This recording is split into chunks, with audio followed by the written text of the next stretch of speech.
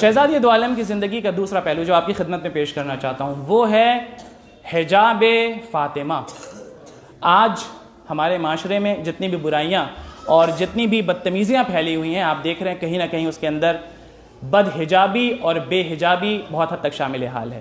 آپ دیکھ رہے ہیں زندگی کے کس طرح سے یہ زندگی گزرتی چلی جا رہی ہے کہ ایک زمانہ ایسا آ چکا ہے کہ آج میں اکثر نیوز پیپر میں اس طرح کی خبر ملتی رہتی ہے، بلکہ شاید میں نے کل ہی پڑھا ہے اس خبر کو، کہ ایک اسکول میں ایک لڑکی کو حجاب کے ساتھ جانے پہ روک لگا دی گئی۔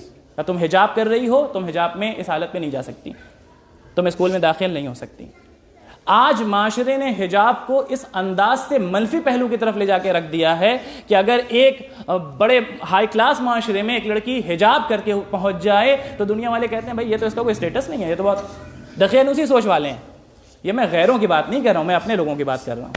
اگر ہمیں تھوڑی سی دولت مل گئی، ہمیں تھوڑا سا پیسہ مل گیا، ہم سب سے پہلی چیز جس چیز کو فراموش کرتے ہیں وہ ہیں دین کے قوانین۔ بھول جاتے ہیں ہمیں دین کے قوانین نہیں یاد رہتے۔ جیسے ہی ہمیں دولت ملی، جیسے ہی ہمیں اسٹیٹس ملا، جیسے ہی ہمیں رتبہ ملا، سب سے پہلے ہم نے دین کو فراموش کر دیا، دین کے قوانین کو فراموش کر دیا۔ خواتین ہیں، انہوں نے حجاب کو فراموش کر دیا، مرد ہیں، انہوں نے اس نور کو فراموش کر دیا۔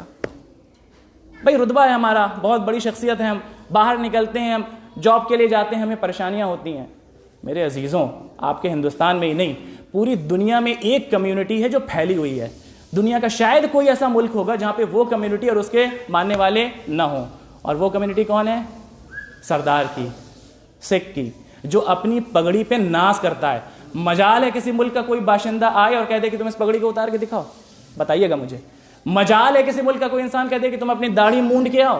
ہرگز نہیں، کیونکہ وہ جانتا ہے کہ یہ پگڑی اور یہ داڑھی میرا دین نہیں ہے، لیکن دین کے اس قانون پہ عمل کرنا یہ میری سب سے پہلی ذمہ داری ہے، جو ہم مسلمانوں نے فراموش کر دیا ہے۔ اب صلوات بھیجیں اس تلخ حقیقت کے اوپر۔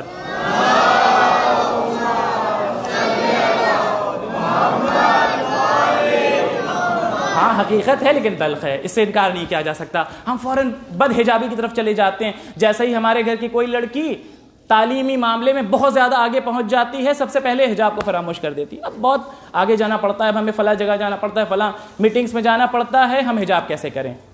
جو ہمارے مرد بھی یہ شکایت کرتے ہیں کہ ہم ایسے پرائیویٹ سیکٹر میں ہیں، ہم داڑھی کیسے رکھیں؟ ہمیں کلین شیو ہو کے جانا پڑتا ہے، جبکہ اسی آفس کے اندر بہت سے ایسے افراد ہوں گے جو داڑھی رکھ کے آتے ہیں، جو میں نے آپ کے سامنے پیش کر دیا۔ اس سے انکار نہیں کیا جا سکتا۔ اپنے مذہب کی چیزوں کو سمجھیں۔ اگر آپ مذہب کے ماننے والے ہیں، دیکھیں بے دین ہو جائیں، ہم بے دین ہو جائیں یہ بہتر ہے، لیکن اگر ہم خود کو مسلمان کہہ رہے ہیں تو اسلام ہمارے وجود میں دکھنا چاہیے، ہمارے کردار میں، ہمارے رفتار میں، ہمارے چہرے میں اسلام دکھنا چاہیے۔ بعض لوگ کہتے ہیں صاحب کیا داڑھی میں اسلام ہے؟ جی کہتے ہیں داڑھی میں اسلام ہے کیا کہ داڑھی رکھی جائے؟ جی نہیں، داڑھی میں اسلام نہیں ہے، اسلام میں داڑھی ہے۔ اسلام نے کہا ہے مسلمان ہو تو تمہیں داڑھی رکھنی ہے۔ ہاں تم مسلمان نہیں ہو، جیسے چاہو رہو، جاؤ تیاگی بن جاؤ، نارائن بن جاؤ، جو بننا ہے بن جاؤ، لیکن اگر مسلمان ہو تو پھر تمہیں ہمارے قانون پہ عمل کرنا پڑے گا۔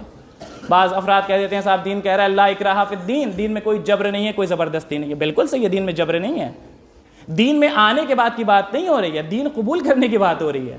یہ جو کہا گیا ہے لا اکراہ فی الدین، یہ ان کافروں اور مشرکوں کے لیے کہا گیا ہے کہ دین میں جبر نہیں ہے، تمہیں کوئی ضرورت نہیں ہے، زبردستی نہیں کوئی کر رہا ہے کہ تم دائرہ اسلام میں آ جاؤ، نہیں، گمراہی میں رہنا چاہتے ہو گمراہی مبارک ہو، لیکن اگر دائرہ اسلام میں آ گئے تو پھر تو جبر ہے، اور یہ جبر یہ ہے کہ اگر مسلمان ہو تو پھر قانون پہ عمل کرنا ہے، اگر مسلمان ہو تو قوانین اسلام کی رعایت کرنا ہے۔ حجاب بہت اہم موضوع ہے عزیزان گرامی، کبھی یہ نہ سوچیے گا کہ ہم بہت ترقی یافتہ ہو جائیں گے، بہت پچھڑے